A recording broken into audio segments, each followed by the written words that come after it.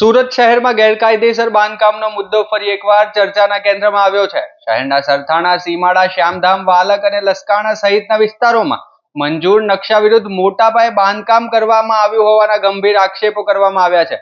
આ મુદ્દે કોંગ્રેસના કાર્યકર્તાઓએ વિરોધ નોંધાવ્યો હતો। આ સમગ્ર મામલે ગેરકાયદેસર બાંધકામો સામે તાત્કાલિક કાર્યવાહી કરવાની માંગ ઉઠી છે। યુઝ સર્ટિફિકેટ વગર ઉપયોગમાં લેવાતા બિલ્ડિંગોને સીલ કરવા, ગેરકાયદેસર પાણી, ગટર અને વીજળીના કનેક્શન કાપી નાખવા તેમજ નિયમોનો ભંગ કરનારાઓ સામે કડક કાર્યવાહીની માંગ કરવામાં આવી છે। આ મુદ્દે વિરોધ પ્રદર્શન દરમિયાન પોલીસે કોંગ્રેસના કાર્યકર્તાઓની અટકાયત કરી હતી। વરાછા સરથાણા વિસ્તારની અંદર જે રેસિડેન્ટ વિસ્તાર છે, જેની અંદર રેસિડેન્ટ સોસાયટીઓ પડી છે અને સોસાયટીઓમાં લોકો રહે છે, મધ્યમ વર્ગના લોકો રહે છે અને ખૂબ સરસ સોસાયટી, પણ ત્યાં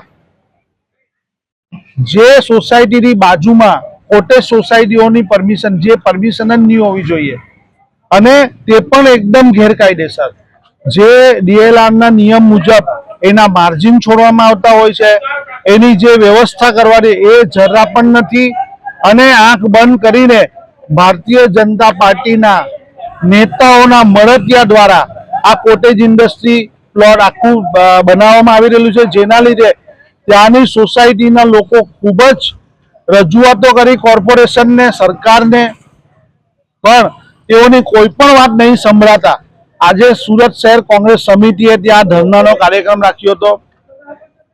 અમારા આગેવાન જ્યોતિબેન, સુચિત્રા, હંસાબેન, ચંદુભાઈ અને તમામ આગેવાનો ત્યાંના જે સોસાયટીઓના પ્રમુખો, સેક્રેટરીઓની સાથે ત્યાં ધરણા પર બેસવાના હતા, ત્યારે પોલીસ દ્વારા તાત્કાલિક તેમને